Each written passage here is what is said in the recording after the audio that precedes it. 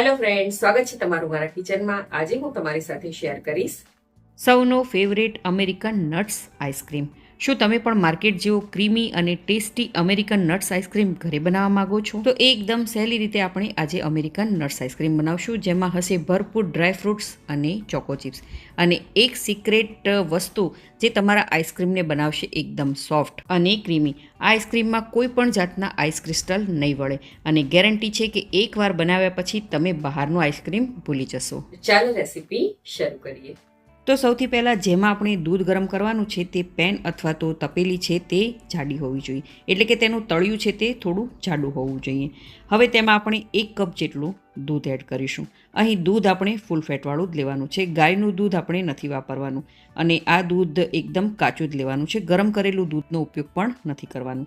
હવે તેમાં 1/4 કપ જેટલી આપણે દળેલી ખાંડ એડ કરીશું. અહીં મેં ઘરમાં વપરાતી ખાંડનો જ ઉપયોગ કર્યો છે, તેને મેં દળી અને તૈયાર કરી છે. હવે તેમાં 1/4 કપ જેટલો આપણે મિલ્ક પાવડર એડ કરીશું.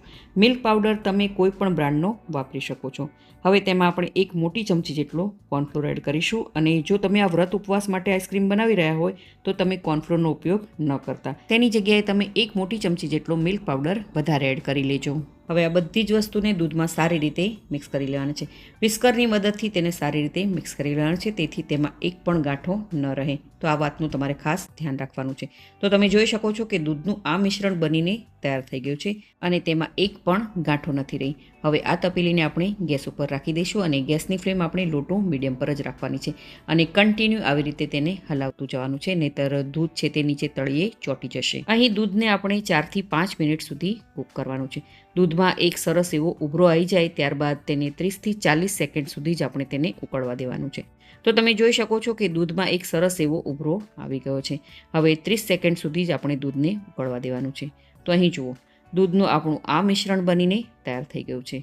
હવે ગેસની ફ્લેમ આપણે બંધ કરી દઈશું અને તેને ઠંડુ થવા માટે રાખી દઈશું. દૂધના આ મિશ્રણને આપણે ઠંડુ થવા માટે ફ્રીઝમાં નથી રાખવાનું, તેને પંખા નીચે ઠંડુ થવા માટે રાખવાનું છે. જો તમે આ દૂધને ફ્રીઝમાં ઠંડુ થવા માટે રાખશો તો તેમાં આઈસ્ક્રીમમાં બરફના ક્રિસ્ટલ જમા થઈ જશે. અને વચ્ચે વચ્ચે ચમચીની મદદથી કે વિસ્કરની મદદથી તેને સતત હલાવતું રહેવાનું છે, તેથી મિશ્રણ છે તે જલ્દી ઠંડુ થઈ જાય.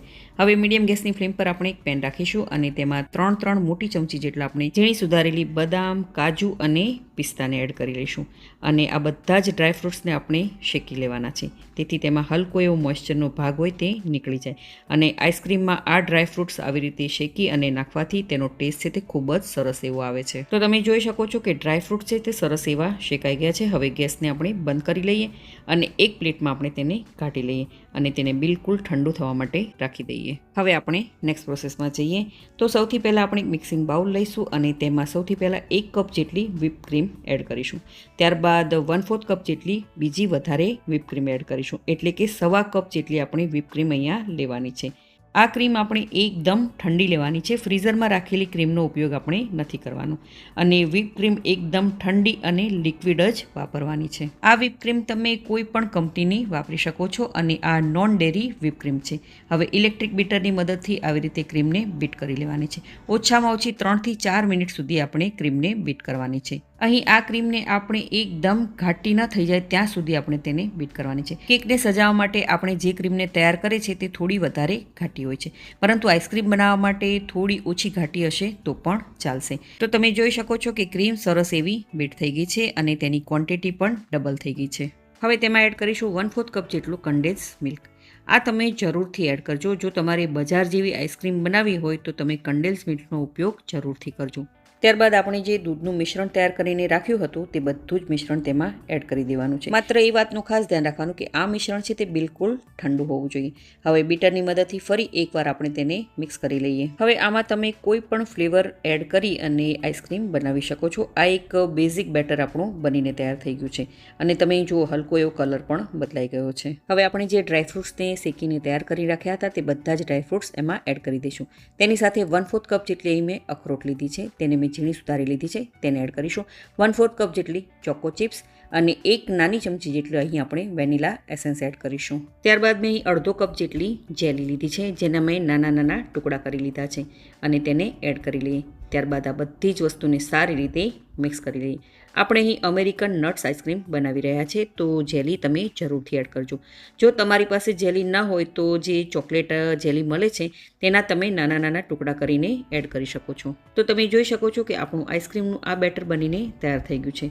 હવે સૌથી પહેલાં એક એરટાઇટ કન્ટેનર લઈશું અને તેમાં આ આઈસ્ક્રીમના મિશ્રણને એડ કરી દઈશું. અને જ્યારે આઈસ્ક્રીમ સેટ થઈ જશે ત્યારે તેનો કલર છે તે એકદમ સરસ એવો આવશે. તો આપણે બધો જ આઈસ્ક્રીમનું જે મિશ્રણ છે તે એરટાઇટ કન્ટેનરમાં એડ કરી દીધું છે. હવે આવી રીતે ચમચાની મદદથી તેને સરસ એવું સ્મૂથ કરી લઈએ. ત્યારબાદ આપણે તેનું ઢાંકણ ઢાંકી દઈશું અને આઈસ્ક્રીમને સેટ કરવા માટે ફ્રીઝરમાં રાખી દઈશું. લગભગ 10થી 12 કલાક સુધી અથવા તો આખી રાત સુધી આપણે આઈસ્ક્રીમને ફ્રીઝરમાં સેટ થવા માટે રાખી દેવાનો છે. તો અહીં આઈસ્ક્રીમ મેં ઓવરનાઇટ સુધી રાખ્યો હતો અને તમે જોઈ શકો છો કે આપણી આઈસ્ક્રીમ છે તે સરસ એવી સેટ થઈ ગઈ છે. હવે સ્કૂપરની મદદથી આપણે આઈસ્ક્રીમને આવી રીતે કાઢીશું અને તેને સર્વ કરી લઈએ. તમે આ રેસીપી કઈ સિટી, કયું સ્ટેટ અને કઈ કન્ટ્રીમાંથી જોઈ રહ્યા છો મને કમેન્ટ કરીને જરૂરથી જણાવજો. તો તમે જોઈ શકો છો કે આપણી આઈસ્ક્રીમ એકદમ સોફ્ટ અને ટેસ્ટી બનીને તૈયાર થઈ ગઈ છે, જે બાળકોની તો ફેવરેટ છે પણ મોટાને પણ ખૂબ જ ભાવશે. તો સરસ મજાનો આપણો આઈસ્ક્રીમ સર્વ થઈ ગયો છે. હવે તેની પર આપણે થોડું ગાર્નિશિંગ કરી લઈએ, થોડી એવી ચોકો ચિપ્સ અને ત્યારબાદ તેની ઉપર આપણે થોડી એવી જેલી એડ કરીશું. તો બની છે ને એકદમ 100% સોફ્ટ અને બજાર જેવી જ આઈસ્ક્રીમ અને તેનો ટેસ્ટ ખૂબ જ સરસ એવો આવ્યો છે.